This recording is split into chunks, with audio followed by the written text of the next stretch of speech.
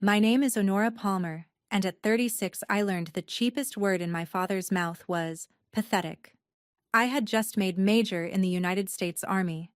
13 years of early mornings, hard postings, and night classes had bought the gold oak leaf on my collar. When I invited my family to the small ceremony, my father did not even pretend to consider it. My mother smoothed it over the way she always did. My brother never called at all. So I pinned the rank on with the help of people who shared none of my blood, and I told myself that was fine. 2 weeks later, a photograph put me on the front page of the regional paper. There I was at the Pentagon, flanked by two men, a careless caption called my bodyguards. That picture gave my family a sudden reason to remember my phone number. My mother called inside of a day. "We need to talk," she said. "Family meeting tomorrow." What I did before I drove out to meet them is the rest of this story. Welcome back to Calm Drama Stories, where ordinary women face impossible families and answer with steadiness instead of noise. If you have ever held a whole family together while they pretended you were not there, settle in. Drop a comment and be sure to subscribe. The ceremony was held in a conference room with bad carpet and good intentions. My battalion commander said a few words about steadiness under pressure. A handful of soldiers I trusted stood along the wall. The oak leaf was cold between my fingers when I lifted it, cold the way metal is when it has been waiting in an open case all morning. Tradition says someone who loves you pins it on. I had saved 2 chairs in the front row, the way a person saves a seat out of habit more than hope. They stayed empty through the whole thing. My sergeant, a quiet man named Ruiz, finally stepped up and did the honors so the moment would not pass with nobody in it. I thanked him and meant it. After, there was sheet cake and weak coffee, and people clapped me on the shoulder, and I smiled and answered their questions about the new posting. The whole time I kept my phone face up on the table near the napkins. No message came. Not from my mother. Not from my father. Not from my brother, who had a phone surgically attached to his hand. I am not going to tell you it did not sting, because steadiness is not the same as numbness, and I have never pretended otherwise. I picked up the empty case, slid the spare leaf into my pocket, and drove back to base, alone. The radio played something forgettable. I let it.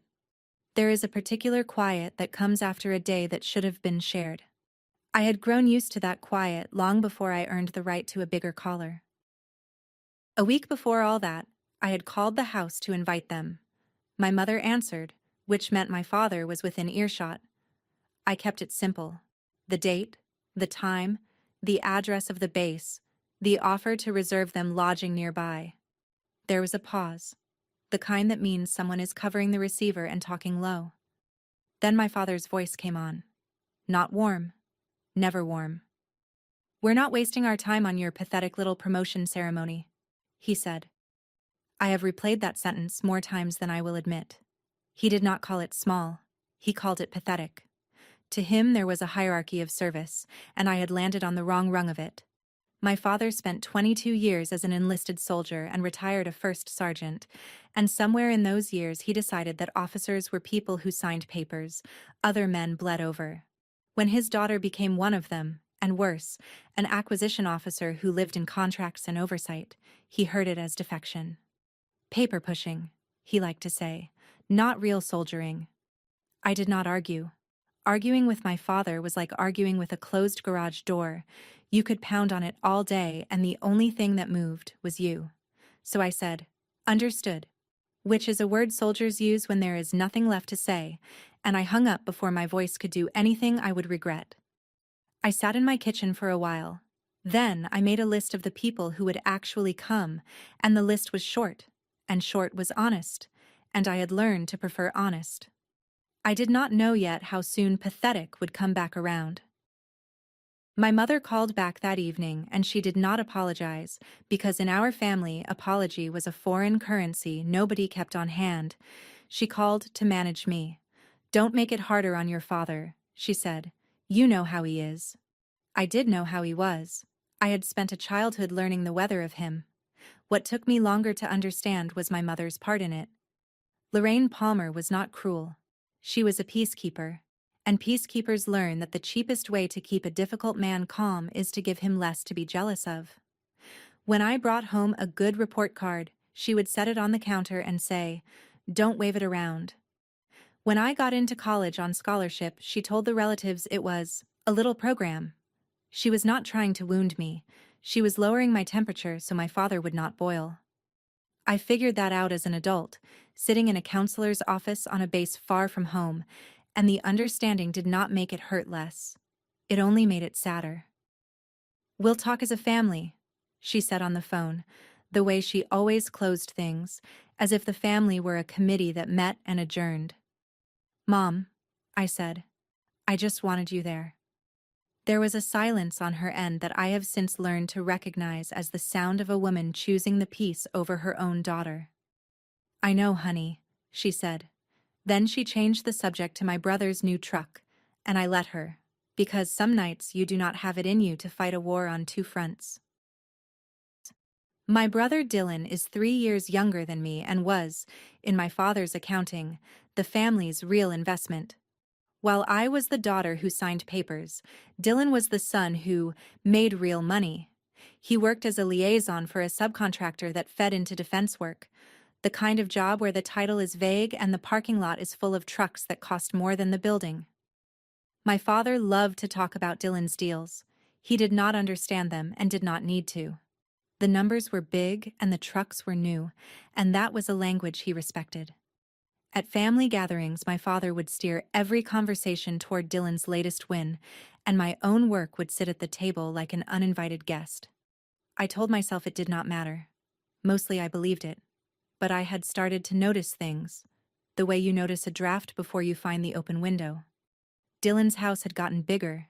His vacations had gotten longer. The watch on his wrist at Thanksgiving was the kind I priced once, by accident, in an airport, and then put down fast. A liaison's salary is a good salary. It is not that salary.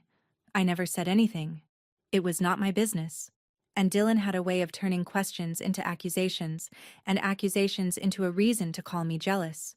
So I filed it away, the way I file most things, quietly and without comment. I did not know then that the open window I had half noticed would one day let in the entire weather.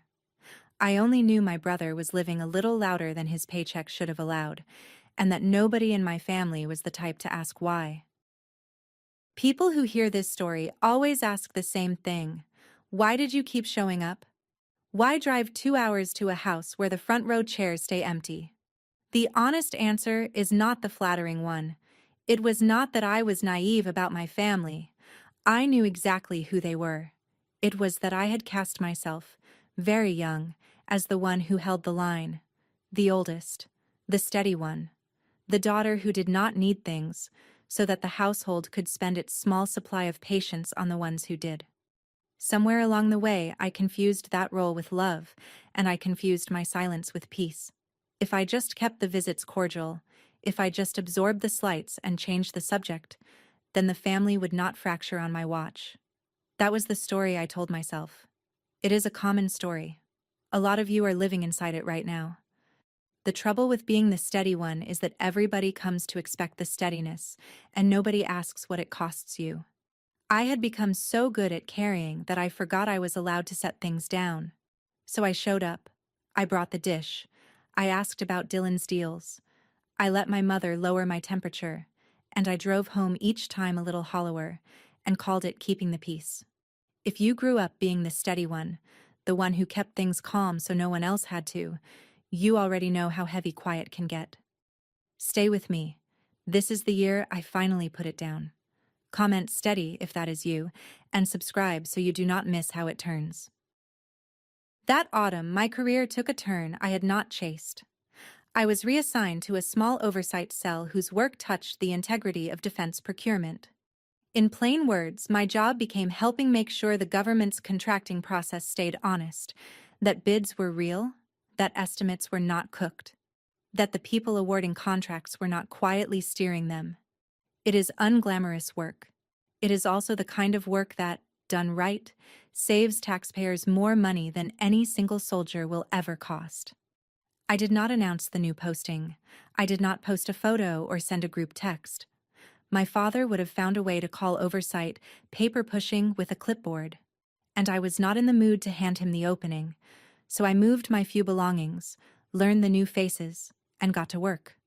The cell was careful by design. We were trained on conflicts of interest until the words felt carved into us. If you have any personal connection to a matter, you flag it, you step back, you put it in writing. The standard was not suggestion.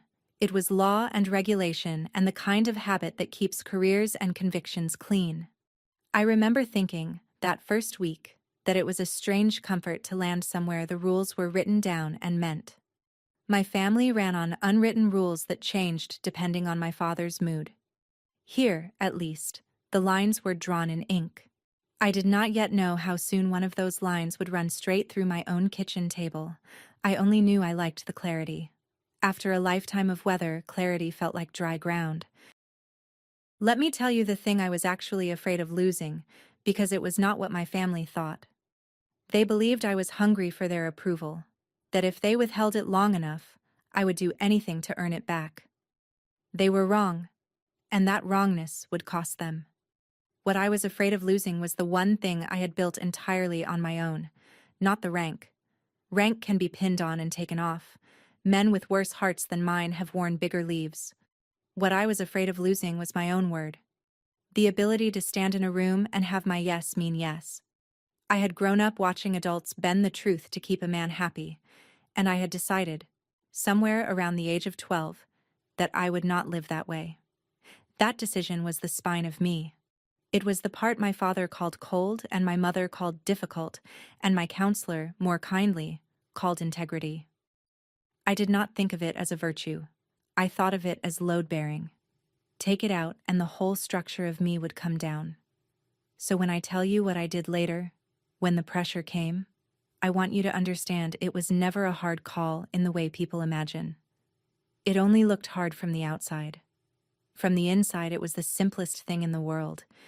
You do not saw off the beam you are standing on. My phone buzzed on the nightstand, early, before the alarm. The screen lit up with my mother's name at 6 in the morning, a time she reserved for emergencies and bad news. My family did not call at 6 to say good morning. Something had changed. It turned out the change was a photograph. The regional paper had run a feature on the local services, and there, in the middle of the spread, was a picture from a Pentagon event I had attended for work. I was in dress uniform, mid-stride, and on either side of me walked two men in dark suits who were part of the venue's security detail for the day. The caption, written by someone in a hurry, said I was photographed with two bodyguards. It was not true, but it did not need to be true to do its work. In a small town, a photograph like that travels faster than any correction. By breakfast, half the county had seen the daughter who pushed papers standing at the Pentagon looking, to their eyes, important. Powerful even. The irony is that I was less powerful than I looked, and more constrained than anyone guessed. But my family did not see constraint. They saw leverage. They saw a daughter who suddenly mattered to the kind of people who decide things. My mother's 6 a.m. call was not to congratulate me. I knew that before I answered. People who skip your ceremony do not call at dawn to celebrate you. They call at dawn because something of theirs is on fire, and they have just remembered you own a hose. I let the phone ring twice while I sat up. Then I answered, and I made my voice flat and ready, and I said, "Mom, what's wrong?" "Nothing's wrong," my mother said, in the bright voice she used when something was very wrong. "We just think it's time the family got together. It's been too long." Too long was true. It had been months of careful distance since the ceremony I was not allowed to have. But the warmth in her voice was new, and new warmth from my mother always had a price tag I could not yet read. "It's 6 in the morning," I said. "What is this about?" "Does a mother need a reason to want her children together?" she said, and the deflection was so practiced I almost admired it. I did not let it go. I had spent the new job learning to ask the uncomfortable question early, before the room could close around it. "Mom," I said, "I love you. But you don't call me at dawn for a reunion. Tell me what's going on with Dylan." The silence that came back was the loudest thing she had said all morning. "We need to talk," she finally said, the brightness gone now, replaced by something tighter. "We need to talk. All of us. As a family. Come out Saturday. Your father wants you there. Your father wants you there. In 36 years, I am not sure he had ever once wanted me there. That alone told me how bad it was. I said I would come, and I meant it, though not for the reason she hoped. I hung up and sat in the gray light with a cold feeling spreading in my chest, the kind that comes when you can see the shape of a thing before anyone has named it. They needed something, and it had Dylan's fingerprints on it. The campaign started before I had even finished my coffee. My father texted me, which he did roughly never. "Morning, sweetheart," it said. Sweetheart. I read it 3 times to be sure my eyes were working. My father called me by my name when he was pleased, and by nothing at all when he was not. And sweetheart was a word he saved for waitresses and women he wanted something from. I knew the smell of that text, the way you know rain coming. Then my sister-in-law Brooke joined in. She sent a photo of my nephew, 6 years old and gap-toothed, holding a drawing he had made. "He's been asking when Aunt Honora is coming," she wrote. Maybe he had. Children are not props, even when the adults around them try to use them as such. But I noticed the timing, months of silence, and now, suddenly, my dawn was full of warmth from people who had skipped my biggest day. Real love does not arrive on a schedule that lines up this neatly with a need. I did not answer the texts right away. Not out of spite, out of caution. When the people who have ignored you for years all reach for you in the same 48 hours, the kind thing to assume is coincidence, and the wise thing to assume is choreography. I had spent enough of my life being kind in that exact spot to know better now. I put the phone down. I went to work. And all day, under the routine of it, a single question kept turning over in my mind like a stone in a shoe. What did they need that only the daughter at the Pentagon could give them? By the end of the week, I would have my answer. I did not have to like it. The answer found me at work before my family handed it over, and it found me in the worst possible way. I was not investigating anything to do with my brother. I want to be clear about that because it matters. But oversight work means names cross your desk, company names, contract numbers, the dull paperwork of who is buying what, from whom. And one afternoon a name went by that I recognized. It was the prime contractor that sat above the subcontractor where Dylan worked, and Dylan's small firm did almost all of its business with that one company, a dependency he had bragged about at more than one holiday dinner. The file was not mine to open. It carried markings that told me it belonged to an active matter, the kind worked by people with badges and very specific authority. I did the only correct thing. I did not open it. I did not read past what was already in front of me. I noted the date and the fact of it, closed the folder, and felt the floor tilt a few degrees under my chair. Coincidence is a real thing, and I am not a woman who jumps at shadows. A prime contractor can have 100 subcontractors and 1,000 employees, and most of them go to work and come home and never break a law. But I thought about the bigger house, the longer vacations, the watch I had priced once and put down fast. I thought about my mother's dawn phone call and my father's sudden sweetheart, and the gap-toothed photo of my nephew deployed like a chess piece.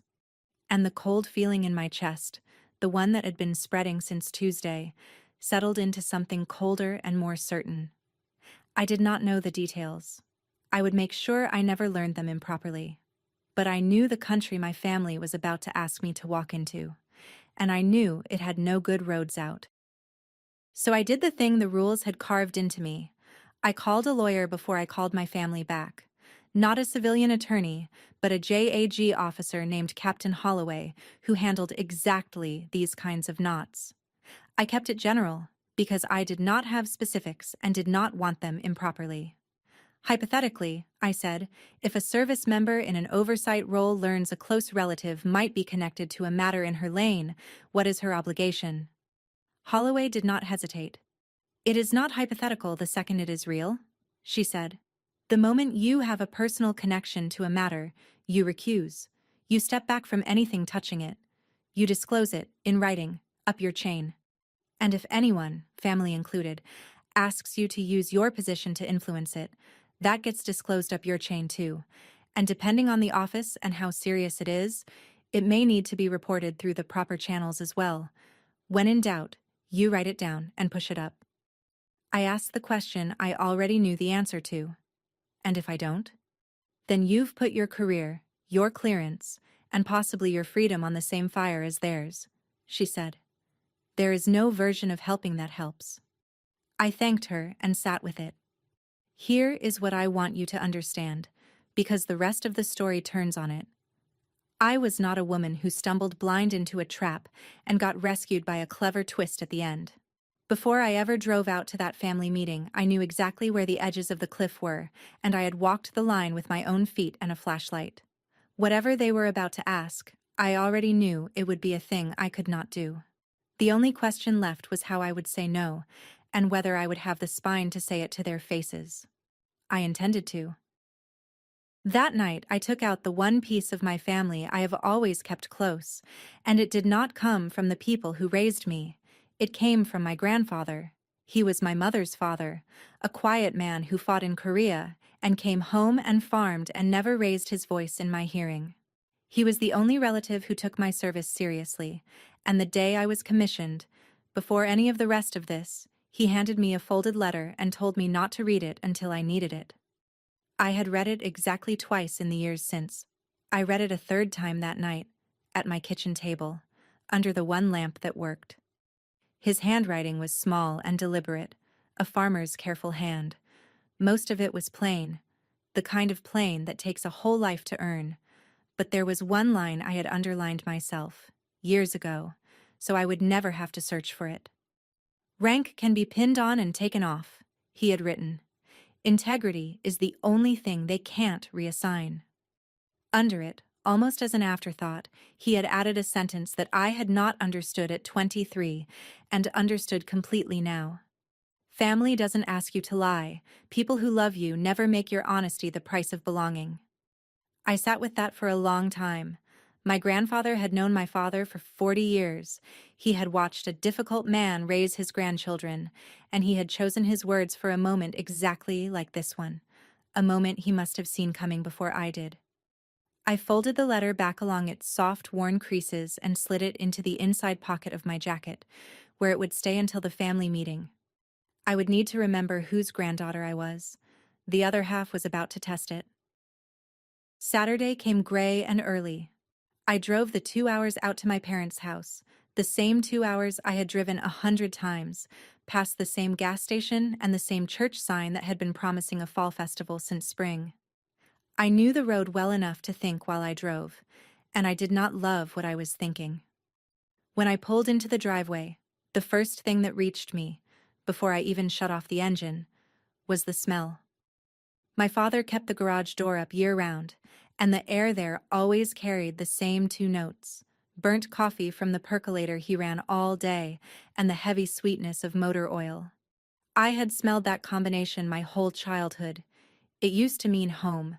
That morning, it just meant the place where I would have to be careful. Halfway up the drive, my phone buzzed. Brooke again. "The whole family is counting on you," the message read. No greeting, no nephew this time, just the weight of it, set on my shoulders before I had even rung the bell. I sat in the car a minute longer than I needed to. I touched the letter in my jacket pocket the way some people touch a cross, not for luck, but to remember a promise. Then I went in. The house was warmer than I had felt it in years, and not from the furnace. My mother had made my favorite, a casserole she had not bothered with since I was a teenager. My father stood up when I came in, actually stood, and the unfamiliarity of it told me more than any words could have. You do not roll out the good behavior for a daughter you respect. You roll it out for a daughter you are about to ask for a great deal. The performance was almost good enough to be sad. My father asked about my drive. He asked about the new posting, the one he had called paper pushing for years, and he nodded along as if he had always found it fascinating. My mother kept my plate full and my coffee hot and laughed at things that were not funny. Dylan was there, looking thinner than I remembered, with a smile that did not reach the rest of his face. Brooke sat close to him with my nephew on her lap, and the little boy, to his credit, was the only honest person in the room. He showed me his drawing and asked if my uniform had a sword. I told him no sword, just a lot of paperwork, and he lost interest immediately, which I respected. For a while we ate and talked around the thing. I let them. I have learned that if you stay quiet, people who want something will eventually run out of small talk and arrive at it themselves, and you will learn more from how they get there than from the asking. So I ate my mother's casserole and watched my family circle the point like water finding a drain. My father set down his fork. He reached over and put his hand on my shoulder, the same shoulder Sergeant Ruiz had touched when he pinned my rank, and the comparison landed in my chest like a stone. "We're family first, right?" my father said. "Whatever else, family first." I looked at the hand on my shoulder. I looked at my brother, who would not meet my eyes. I looked at my mother, who was suddenly very interested in the tablecloth. And I understood that the meeting had finally begun. It was Dylan who finally said it, though my father had clearly rehearsed him. "I'm in some trouble," my brother began, and then the story came out in pieces, the way a confession does when the person is more sorry about the consequences than the act. There was an investigation. Federal. It touched the contracting work his company did, the bids and the cost estimates and the awards. He used a lot of words like technicality and everybody does it and the government just doesn't understand how the business works. I listened without interrupting. When he ran out of euphemisms, my father took over, and my father did not deal in euphemisms. "You're at the Pentagon now," he said. "You're in that exact world. You know people. You can make a call. Slow it down. Get them to look the other way. You can fix this for your brother." And there it was. The whole reason for the dawn calls and the sudden sweetheart and my nephew's drawing. They did not want me at the family meeting. They wanted the woman in the photograph, the one they thought had power, and they wanted her to spend it on the son they had actually chosen. Brooke leaned forward, my nephew still on her lap, and delivered the line they had saved for last. "Family takes care of family," she said. She said it softly, like a kindness, which is the cruelest way to say a thing like that. I did not raise my voice. I set down my coffee. I looked at the people who had skipped my ceremony, asking me now to set fire to everything that ceremony stood for, and I felt something in me go very still and very clear. They had no idea what they were actually asking. Or maybe they did, and had simply decided my conscience was a smaller thing than Dylan's comfort. Either way, the asking was done.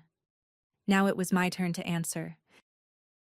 Before I answered, I made sure they understood exactly what they had put on the table, because I did not want anyone later to claim they had not known. "I want to make sure I'm hearing you," I said, in the even voice I use when the stakes are highest. "You're asking me to use my official position to interfere with a federal investigation, to call someone, lean on them, and get a case slowed down or steered. Is that right?" My father's jaw tightened. He did not like hearing it in plain English. "I'm asking you to help your family," he said.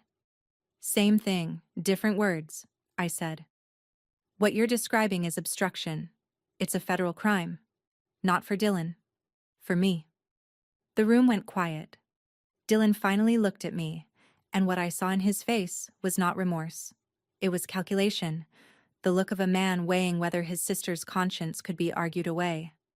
"Come on," he said, using the old nickname like a tool. "Nobody's going to know. You'd be doing one phone call." "I would know," I said, "and so would the people whose job it is to catch exactly this."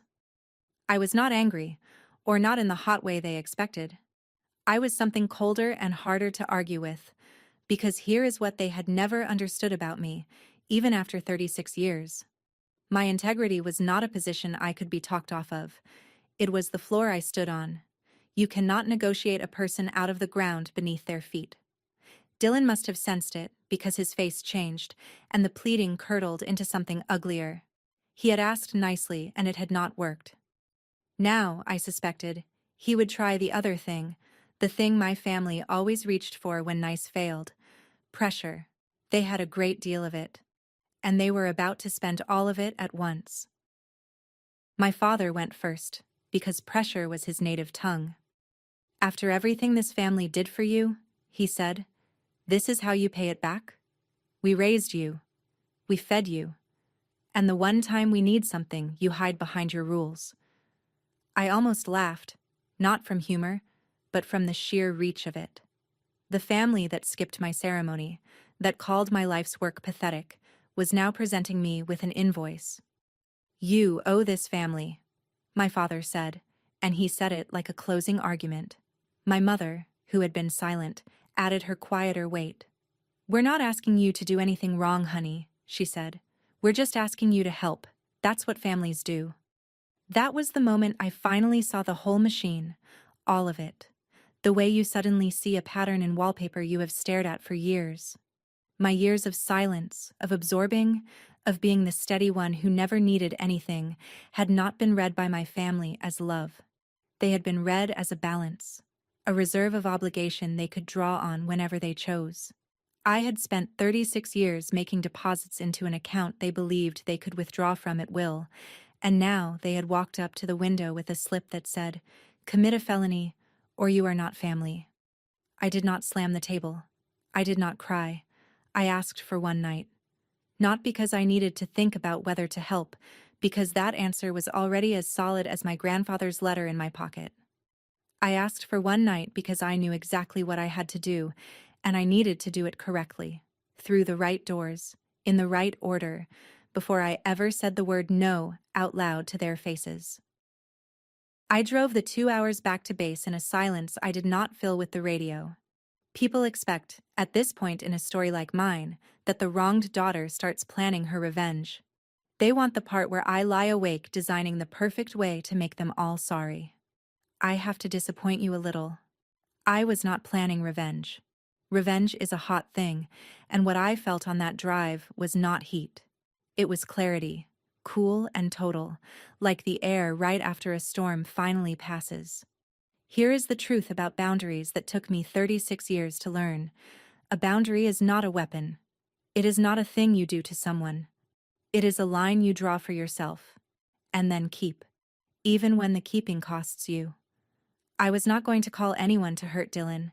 The federal investigators did not need my help, and it would have been wrong to give it. I was not going to record my family or confront them or trap them into some dramatic admission. That is not what calm looks like, and it is not what justice looks like either. What I was going to do was much quieter and much harder for them to fight, precisely because it asked nothing of them. I was going to follow the rules I had promised to follow, all the way through, no matter who it cost. I was going to tell the truth to the people I was required to tell it to, and then I was going to tell the truth to my family, once, to their faces, and then I was going to leave. By the time I reached the base, the plan was not a plan anymore. It was just the next right thing, and the one after that. So I started. First thing Monday, I did exactly what Captain Holloway had told me to do, and what the regulations had carved into me from my first week in the cell. I disclosed. I sat down and I wrote it out, plainly and completely. I documented that a close relative might be connected to a matter that touched my lane.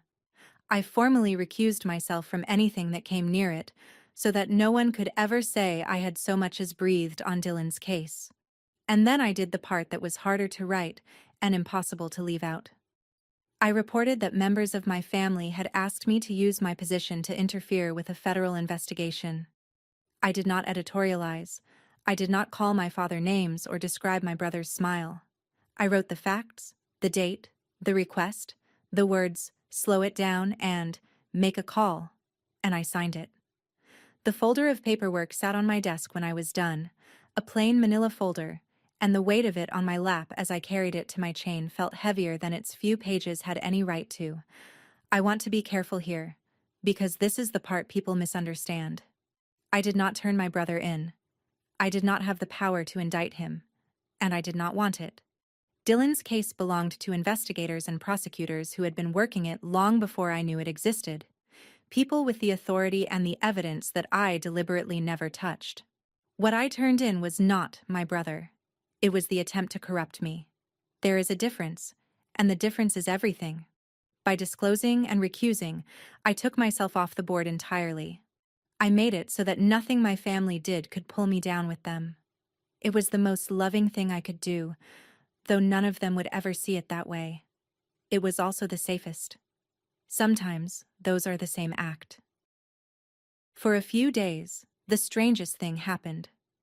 My family thought I had said yes.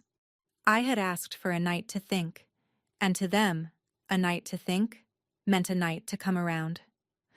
When I did not immediately refuse, they filled the silence with the answer they wanted. My mother called, warm again, almost tearful. "I knew you'd do the right thing," she said. "I told your father she won't let her brother down." I did not correct her on the phone. I could have. It would have been easy to say the words and end it right there in her ear. But some truths are owed in person, and I had decided this was one of them. So I let her believe what she needed to believe for a few more days, not out of cruelty, but because I had one more thing I was required to do, and I would not skip a step to spare anyone discomfort, including myself. Midweek, an investigator contacted me. It was procedure, nothing more. They had seen my disclosure and wanted to confirm the recusal on the record. The conversation lasted only a few minutes. I told them I had stepped back from anything connected to the matter, that I had no involvement and wanted none, and that I would not be commenting on the substance of a case I knew nothing about and intended to keep knowing nothing about. They thanked me. That was all. It was the most undramatic phone call of my life, and it was also the moment the last door quietly closed. My family thought I was their fixer. The truth was the exact opposite, and they did not know it yet. The family meeting they had called to collect their favor was now going to be the place where they found out they had never had one. In those few days of misunderstanding, my father did something that would have been funny if it had not been so revealing. He started telling people I was handling it. My mother let it slip on the phone, the way she let most things slip, half by accident and half because she wanted me to know my father was, for once, speaking well of me. "Your dad told the Hendersons his daughter's at the Pentagon, taking care of Dylan's situation," she said, and I could hear the pride in it. Finally, the pride I had wanted my whole life, arriving now for a thing I would never do. There it was. My father had spent decades refusing to be proud of me for my actual work, and the first time he bragged about me to the neighbors, it was for a crime I had no intention of committing. I felt no temptation to set him straight by phone. The misunderstanding would correct itself soon enough, in person, in the only room where it would mean anything. Then my mother delivered the line, the one I had heard my whole life, the one that used to make me sit up straight and rearrange my schedule. "We need to talk," she said. "Family meeting tomorrow. Your father wants to thank you properly." Family meeting tomorrow. Once those words had carried the whole weight of the household, a summons I would have crossed a state to answer. Now they were just words, hollow as a knocked-on door with no one behind it, because I already knew what I was bringing to that meeting, and it was not the thing they were planning to thank me for. "I'll be there," I said. And for the first time in my life, I was not afraid of that table. You might be wondering why I bothered going at all. I had already done everything the law and my conscience required. I could have stayed on base, sent a short message, blocked their numbers, and let the distance do the rest. It would have been cleaner. It would have been safer for my own heart. I thought about it. But I had spent my whole life letting hard things go unsaid at that table, swallowing them to keep the peace, and I had finally understood what all that swallowing had bought me. Nothing. A reserve of obligation they thought they could spend. If I disappeared by text, I would be the steady one last time, absorbing, avoiding, keeping the calm. And I was done being that. A boundary you never say out loud is not a boundary. It is just a secret you keep from the people who keep stepping over it. I needed to draw the line in the exact place it had been crossed, at that wooden table, in that warm and dishonest room, in front of all of them. Not to punish them, not to win, To finish, in my own voice, a sentence my family had been interrupting for 36 years. I took my grandfather's letter out of the drawer and put it back in my jacket pocket. I did not need to read it again. I knew the line by heart now. Integrity is the only thing they can't reassign. I was not going to that meeting to fight. I was going to that meeting to keep a promise I had made to a quiet man in a folded letter, and to a quieter version of myself who had waited a very long time to be heard. I drove out that Saturday in civilian clothes. That was a decision, not an accident. I could have worn the uniform with the new oak leaf. Could have walked into that house wearing the rank they suddenly found impressive. I did not. I was not going there to win an argument about whose service counted. I was not going there to be the major. I was going as the daughter, on level ground, which was the one place my father had never been willing to meet me. So I wore jeans and a plain coat, and in the inside pocket of that coat sat a folded letter and the kind of calm that does not come from confidence so much as from being finally, completely sure of yourself. On the passenger seat beside me lay a plain manila folder. It did not contain anything secret. It held copies of the disclosure and recusal I had filed, the paperwork that proved I had already stepped fully out of Dylan's reach and my family's reach in the same motion. I did not bring it to threaten anyone. I brought it because I had learned that families like mine argue with the truth right up until they are looking at it on paper. I wanted there to be no more room for just one phone call. I wanted the door to be visibly, permanently shut. I pulled into the driveway. The garage was open, coffee and motor oil in the cold air, the smell of a childhood I was about to close behind me. I picked up the folder. I went in. They were all there, arranged like a welcome and waiting like a verdict. My father at the head of the table, expansive, almost jovial, a man who believed he had already won. My mother hovering with the coffee pot. Dylan in a clean shirt, looking better than he had the week before, buoyed by the belief that his big sister was about to make his problem disappear. Brooke beside him with my nephew, and the little boy had been dressed up, I noticed. The way you dress a child when you want the adults to remember he is watching. My father started before I had even sat down. "There she is," he said, warm as I had ever heard him. "The fixer. Sit. Sit. Your mother made coffee." I sat. I set the plain manila folder on the table in front of me, squared it with the edge, and folded my hands on top of it. Every eye in the room went to that folder, because a folder, in a moment like this, looks like power. They thought it was the instrument of the favor. They thought I had brought the means of making their problem go away.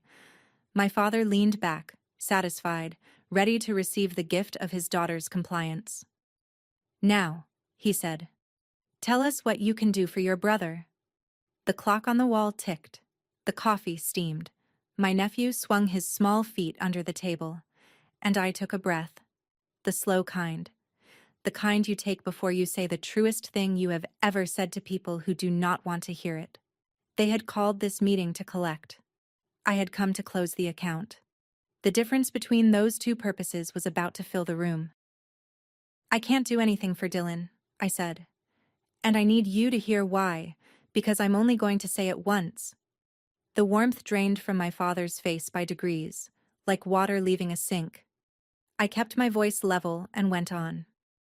"The day after I left here, I did what the law required me to do. I disclosed that a relative of mine might be connected to a matter near my work. I formally recused myself, which means I've stepped completely away from anything that touches Dylan's case. I will never see it, never touch it, never know a single fact about it that I'm not supposed to." I rested my hand flat on the folder. "And I reported that this family asked me to interfere with a federal investigation. I wrote down what was said in this house, not to hurt anyone, because I'm required to, and because I won't lie, not even by silence." That was the surprise they had not seen coming. There was no phone call to make, no door left to open, no favor I was negotiating the price of. I had already shut every door days ago, through the proper channels before I ever drove out. The fixer they had invited to dinner did not exist and never had. An investigation isn't a verdict, I said, gentler now, because the next part was true, and they needed it to be true. If Dylan did nothing wrong, the process will show that. That's what the process is for. But if he did, no call from me changes it. It only ends my career in the same fire as his, and I'm not getting in that fire. Not for a favor. Not even for family. I slid the folder an inch toward the center of the table, the copies inside it plain and undramatic and absolutely final. That's already done, I said. It can't be undone, so there's nothing to decide. I just wanted to tell you in person. Then I stopped talking, and I let the silence do the rest. The room came apart, and I stayed in one piece, and that was the whole story of my life compressed into 90 seconds. My father stood so fast his chair scraped back and hit the wall. You did what? His voice climbed to a place I had heard maybe twice in 36 years. You wrote us down? Your own family? You little... After everything. He called me a traitor. He called me cold.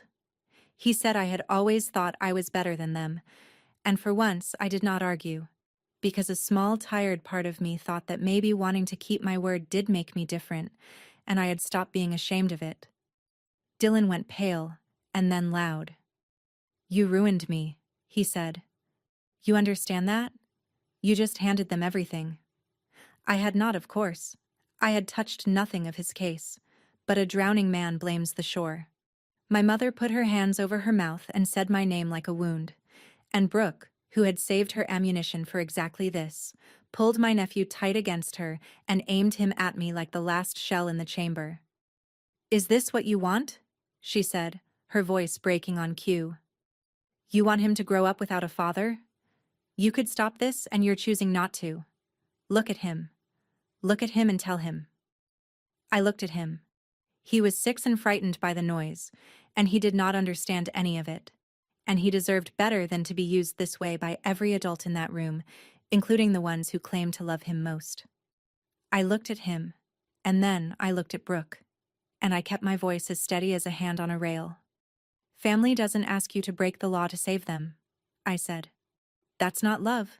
That's a setup. And I won't teach him that it works. Then I stood, and I picked up my coat, and not one of them could stop me, because there was nothing left to take. My father made one last attempt to put me back in my old chair. Sit down, he said. We're not done. I stopped at the edge of the room, coat in hand, and I turned to face him, and I gave him the only thing I had left to give, which was the truth, returned to him in the same coin he had paid me. Do you remember, I said, what you told me when I asked you to come to my ceremony? You said you wouldn't waste your time on my pathetic little promotion. I let it sit there a moment. That word, pathetic. The one that had cost me so much sleep. I'm not going to waste my integrity covering this, so I think that makes us even. My father had no answer. For the first time in my life, the closed garage door of him had nothing on the other side of it but a man who had run out of room to push. My mother spoke then, quietly, from her chair, and her voice held the only thing in that house that came close to honest. I only ever tried to keep the peace, she said, and I believe she did. I believe she spent 40 years lowering my temperature so the man at the head of the table would not boil, and I believe she told herself that was love. So I gave her the truth too, gently, because she was the one person there I did not enjoy wounding. Mom, I said, a peace built on my silence was never peace. It was just my turn to lose, over and over. I touched the letter in my pocket, the folded promise from the one man in my family who had understood me. Then I walked out of that house, into the cold and the smell of coffee and motor oil, and I did not look back, and I did not break. The rest happened slowly, the way real things do, not in the tidy rush people expect from a story. Months passed before there was any public word. An indictment was eventually unsealed, and I learned about it the same way the neighbors did, from the news, because I had kept myself a complete stranger to the case and intended to stay one. An indictment, I will remind you, is only an accusation. It is not a verdict, and Dylan was entitled to the same presumption of innocence as anyone, whatever I privately suspected. In time, he reached an agreement rather than go to trial. What that meant for him, exactly, was for a court to settle, not for me to narrate with relish. I take no pleasure in my brother's troubles. He made his own choices long before I made mine, and the consequences were always going to be his to carry. As for me, the thing my family had been so sure would ruin me did the opposite. Because I had disclosed and recused the moment I had a reason to, by the book and on the record, my own standing was never in question. If anything, the careful handling of an impossible situation was noted, quietly, by the kind of people whose quiet notice matters in a career like mine. I kept my posting. I kept my clearance. I kept the one thing my grandfather told me they could never reassign. My family did not call for a long time. My father never did. My mother eventually reached out once, and I answered kindly and briefly and held the line I had finally learned to hold. The distance, it turned out, was not a wound. It was just room. Room I had needed for a very long time. I never did get the front row family I had saved those 2 chairs for. I made my peace with that. Real peace this time. The kind that does not require anyone else's silence to hold. A few weeks after the meeting, the soldiers from my cell took me to a plain dinner at a place with paper menus and good pie, and Sergeant Ruiz raised a glass and said something kind and slightly off-color, and I laughed until my eyes watered. That was the celebration the major in me had been owed, not a ceremony, a table of people who showed up. When I got home that night, I took the spare oak leaf out of the drawer where it had lived since the day I pinned the first one on alone. It was not cold anymore. It had been in a warm house, in a warm pocket, carried by a woman who had finally stopped waiting for the wrong people to make her feel proud. I set it on the shelf beside my grandfather's letter. The 2 of them belonged together. They were the only inheritance I had ever actually wanted. The highest rank I ever earned was never pinned to my collar. It was the quiet morning I stopped letting people who refused to show up decide what I was worth. That is my story. A father who skipped the ceremony, a brother who wanted a favor I could never give, and a boundary I should have set years sooner than I did. If there is someone in your life who only calls you family when they need something, hear me on this. You are allowed to stop answering. You are allowed to draw the line out loud. Set it today. Share this with someone who needs to hear it. Comment, subscribe, and I will see you in the next one.